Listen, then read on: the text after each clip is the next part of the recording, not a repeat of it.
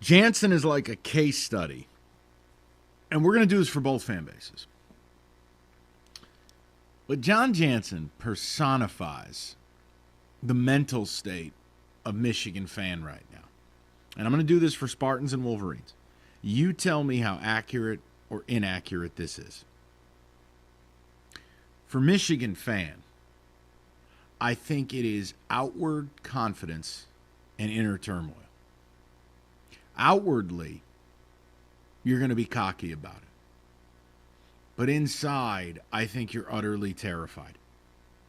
You're terrified because you know if you lose, this entire thing is going to come tumbling down. That you'd be 0-2 to Tucker. That it'd be 3-4 for Harbaugh against State. That somehow this guy walks in, a coach you made fun of, a guy MSU overpaid for, and the guy would be 2-0 against you. And once again, you're 7-0, and all your hype and all the stuff means nothing.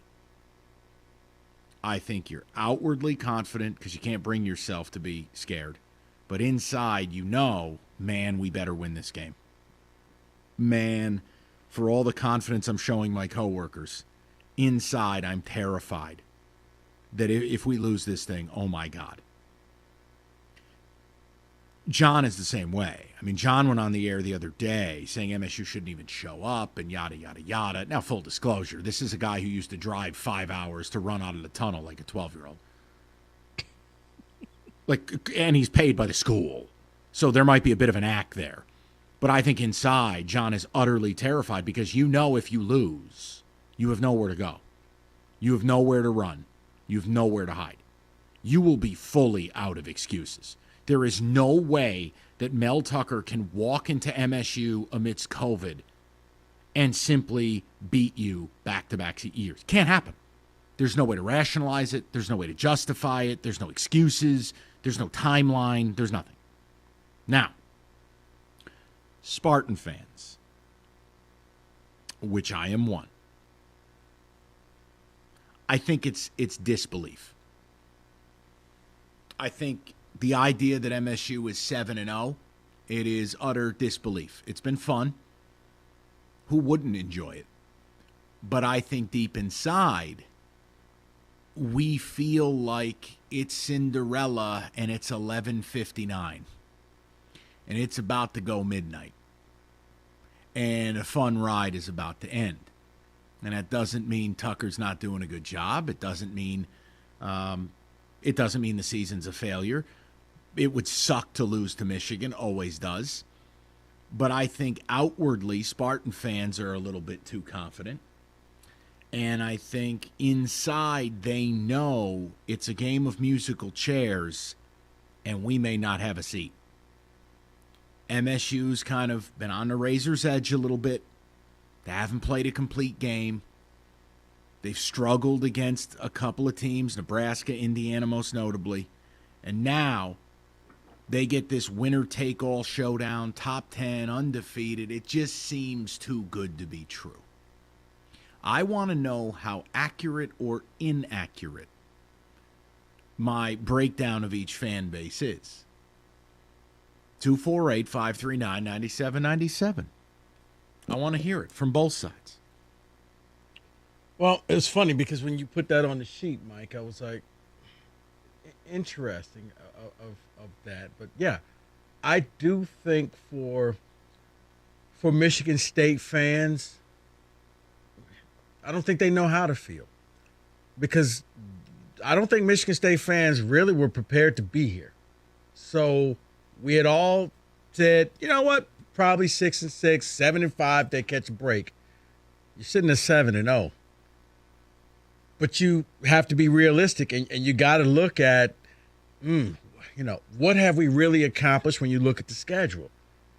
Are you really this good, or did you happen to catch 7 teams at the right time?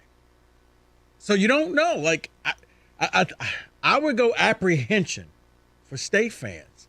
You'd like to believe it's true, but a part of you knows, man, you're about to find out, and if You don't want to find out against Michigan because that it's almost like losing twice. Mm-hmm. But this is what's going to happen. How good are you? Are you 7-0? Good. Are you number 7 or 8 in the country? Good. Or are you kind of pretender because you just caught 7 teams at the right time? Now, as for Michigan, I do think it's the Tucker effect. You don't want to lose and be 0-2 to this guy and have to sit there and hear and read and see everybody saying the whole Tuck coming thing. And I got a buddy who that really upsets, by the way. really, Yeah, I mean, he really hates the Tuck coming thing. Mike, a lot of Michigan fans hate that whole, oh, that's so stupid. What does it mean? What does it mean? What's Tuck coming mean? It's like, it comes from the wire, and but that's Omar coming. Yeah, Omar coming when he walks through the courtyard with the shotgun.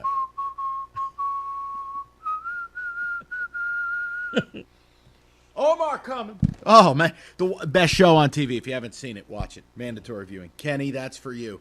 Now, that's actually on my Christmas viewing. You haven't watched that, the whole thing? No.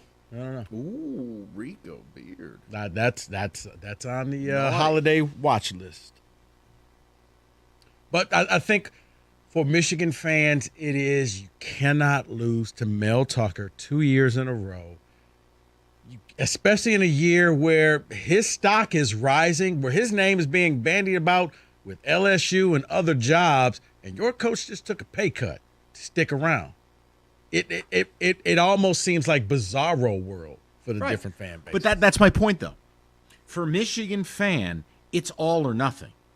And that has to create a situation of fear. When you have a lot to lose in life, fear is a natural response. It's not that you're not going to get it done. It's that you know the cost if you don't. And when you play a game, winner take all, stuff can happen, right? Mm-hmm. So outwardly, I think Michigan fan, very confident. They have to put on a brave face. Privately, like a lone toilet time, deep in their bowels, they're very afraid because they know the cost of this deal. For Spartan fans, I think a lot of them are like me. The difference is I'm not embarrassed to say it. I feel like this has been too much fun. It's been too dream sequence. You haven't lived this good enough a life. Right. Like, it's like we don't deserve to live this life quite yet. And I feel like it's going to come crashing down. No, I think both fan bases secretly have gone through the worst case scenario, and how do you prepare yourself on Monday when you go to work? What's going to happen if your worst case scenario happens? You get bombed by the other team where it wasn't even close. What do you say? How do you handle it? Do you just take the day off? No, you just take the L, you deal. And I think what makes it harder isn't Michigan fan. It'll be the media, just because of what we do for a living, and you have to read these idiots, and it'll be all hyperbole. Oh, come on, it'll just Mike. What? If Michigan State wins the game, this might as well be the Baton Rouge Gazette, because he has to leave now. He's got to go. Well, right.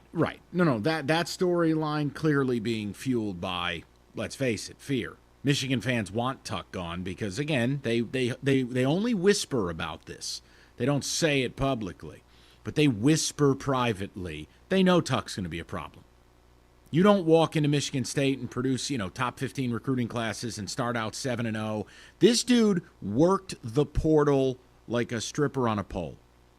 He made all the moves, and he rebuilt this team to at least, flip it and go 9-3. Well, he Literally, rebuilt it. Anything less than 9-3 right now would be a grave disappointment. And anything over 9-3 is a wild success. And that starts Saturday. But I feel like the music's going to stop. He used the portal and allowed him to actually bring in his own guys and develop them. I'm going to play my portal guys this year and next year. And then in year 3, I can go ahead and play the guys that I actually recruited to come in here to be Spartans. So, yeah, he's hit home runs, and he's still got like half the portal that that's still in the box and not opened yet. So let me hear from the fans. Spartan fans, mental state. Michigan fans, mental state. And I understand it's a coin flip game. I understand it's a tough thing to predict because, Rico has said it. It's the Spider-Man meme, kind of both, teams staring at each other and they're both kind of the same. Mm-hmm. I just have a bad feeling. MSU's been skirting the edge a little bit, and they found ways to win, and that's fun, and it's enjoyable. But what's on the other side of that is it usually comes crashing down. And I feel like this is the way the movie's written. If you're a Michigan fan, it should be scary because, again, Spider-Man meme, you have to win the game. It's that you don't know if you really can or will. Not can, will. It's the fear of losing it that I think is driving Michigan fan privately insane. I don't have fear of losing it because we weren't even supposed to be here. No, but I know Spartan fans are upset about this house money thing. Don't be upset about it. It's truth. MSU walked into the casino with a $20 bill, and now they're sitting with 10 grand in chips.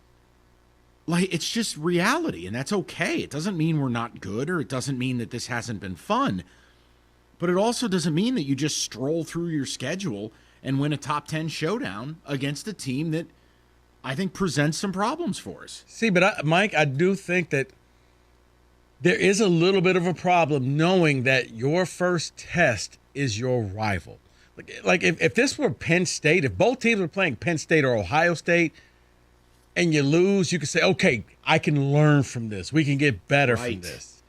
Right. But it's not. This is too late in the season, and it's too personal. Yep.